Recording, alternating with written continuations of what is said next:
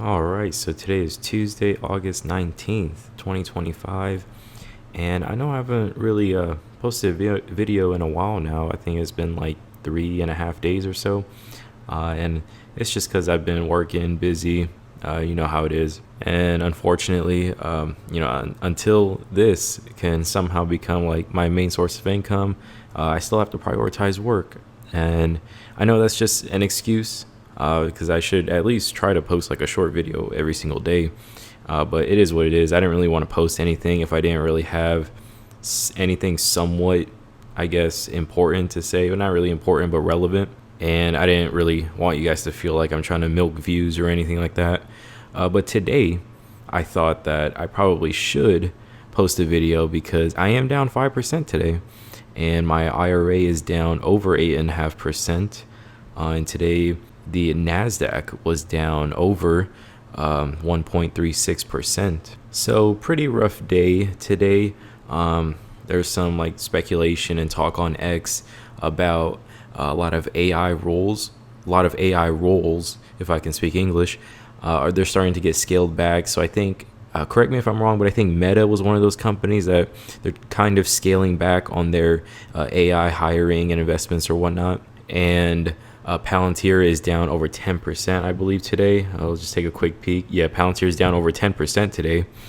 So it looks like a lot of AI related stuff is getting hit. Robinhood, I believe it was over 6%. Yeah, Robinhood is down over 6%. And of course, for others, the reason for the sell-off is pretty simple. It's because Jim Cramer said Palantir is going to hit 200. So lots of talk and rumors, speculation on X. But of course, all of this is good news for my covered calls. I have 2 covered calls on Palantir. One of them is still deep in the money, but the other one, the 160 strike, is actually out of the money now because I think Palantir is around 157-ish, around there. And I don't think I updated this in the last video, but I did go ahead and sell another covered call on Robinhood. Thank goodness I did it yesterday when I think Robinhood was in the green. So I did make around $100 today already off of this covered call. I'll just go ahead and show you guys. So total return is a little around $106. Obviously, that doesn't include fees and whatnot. But let's go ahead and take a look at my transaction updates. I don't know where I last left off at, but I did go ahead and get my RPX dividend. I did sell a Robinhood covered call. I did get my American Express dividend. I did buy a covered call back. I believe I did update you guys on that. Both of the Robinhood covered calls. And then, of course, I paid my Robinhood margin interest, a whopping $325. And then I sold a Robinhood covered call 170 strike expiring in December, collecting around $420. So the good news for me is I had covered calls on my 2 biggest losers today. Actually, SoFi is actually down a little bit more than Robinhood at the moment. But Robinhood being my number 1 position, that is the one I'm mostly concerned about, of course. SoFi, I only have like 500 shares.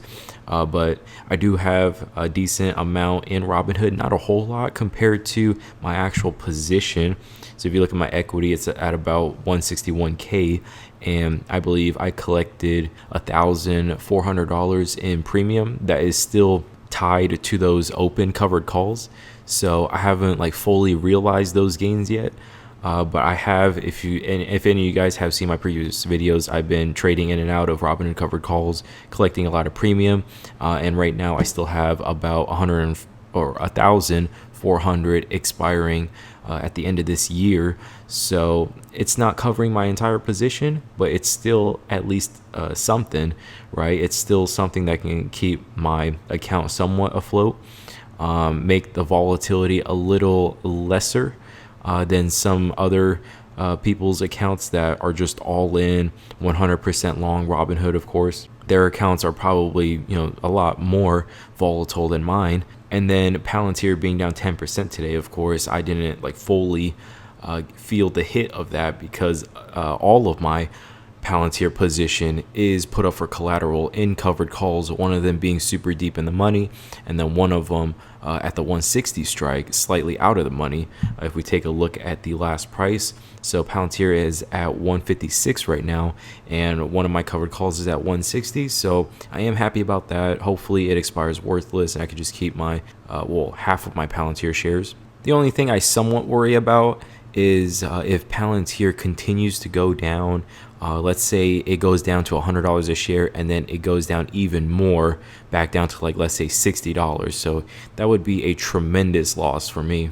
If you take a look at all of my covered call and option premium profits, my trading profits in Palantir, I've basically pulled all of my money out of Palantir and then some. Like I said, I still have 2 covered calls tied up in it, so that would be even more premium that I collect if they expire worthless. But if Palantir crashes all the way back down to $60 a share, I'm still going to feel the hit at that. So that's the only thing I'm really worried about in terms of Palantir. Do I think it's possible?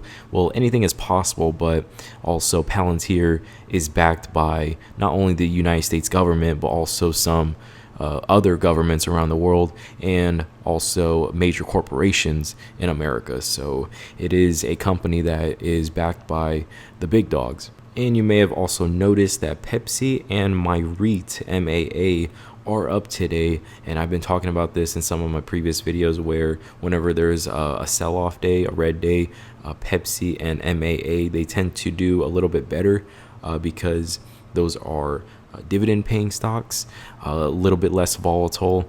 Pepsi has been beaten down very bad this year, and I believe MAA also has been beaten down pretty bad.